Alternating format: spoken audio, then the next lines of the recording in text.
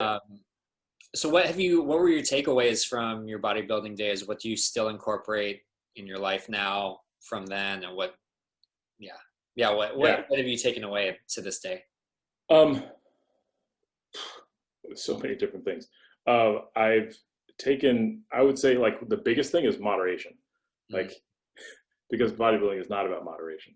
So I know what it's like to go to the extreme, both like from a physical training perspective, um, both like strength training, hypertrophy training, also even the cardio piece. But I also know what it's like to go to the extreme from a nutritional standpoint, right? Like eating only very specific foods, making every single meal that you eat for months on end. Um, you know, that and that, it's just that extreme is for me at least unsustainable, especially living lifestyle I live now and having kids and stuff. It's just not sustainable. So I know what that side's like, and I have also like been in a phase where I have really structured nothing. So I know what that's like, and so I try to find this balance between the two. So that's one thing. Um, let's see, what else?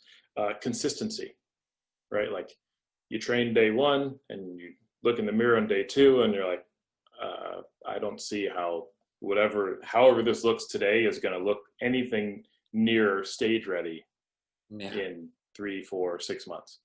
But it's with consistency that things change, and the changes are really small and incremental.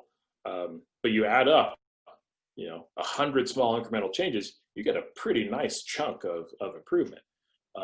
So that process really helped me kind of like learn patience with the process of being consistent as well.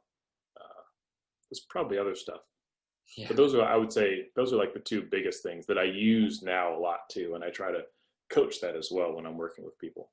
yeah. And what about diet? Because you said that you were eating a lot of just lean chicken breasts and things like that, and like super clean stuff. What are you eating now, or how has your approach changed towards diet now? My approach is very different. I used to, so my partner, she likes sweet things, as do I. So if I was doing a show and she wasn't doing a show, I was in this mindset of like everyone needs to eat like this, no holds barred. Like you eat like this is going to make you healthy.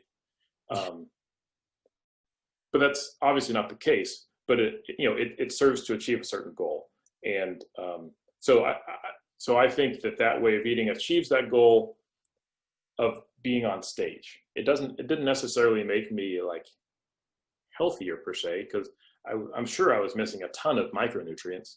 Um, my hydration was good, but the hydration was good mainly because I was focused on like the hydration of my muscles, not because I was thinking about like performance in other ways.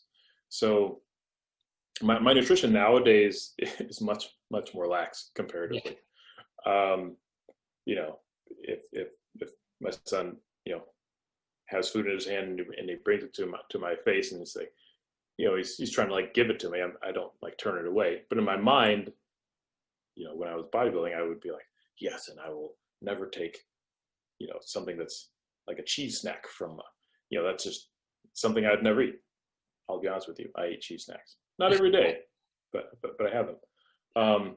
Yeah, it's a much more flexible approach that I have nowadays. But I certainly know, like, if I'm trying to achieve something, whether it's performance wise, so I need to get to a certain, um, like let's say like I need to get to a certain weight because I'm gonna be doing more running. Okay, then for me, I understand like I don't necessarily want to run at my heavier weights. I want to run at my lighter weights for various reasons.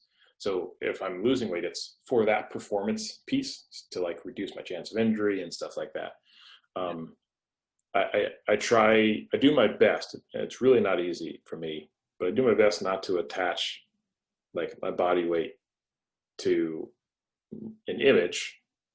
I try to like attach my body weight to something I'm trying to achieve. So handstands, pull-ups, chin-ups, like those things, like cool. All right, I want to do better with these things. Well, then I need to make sure I need to manage my body weight in that way. And that typically comes back to nutrition, yeah, what I'm eating, how often I'm eating. Um, I completely forgot it, intermittent fasting, or as Dr. T would say, time restricted feeding. Mhm. Um, I try to eat after 12:30 every day. So it gives me a little bit more flexibility with what I do eat. Um, but that's, that's really the main like nutritional piece that I try to structure most of the time is the time restricted feeding piece.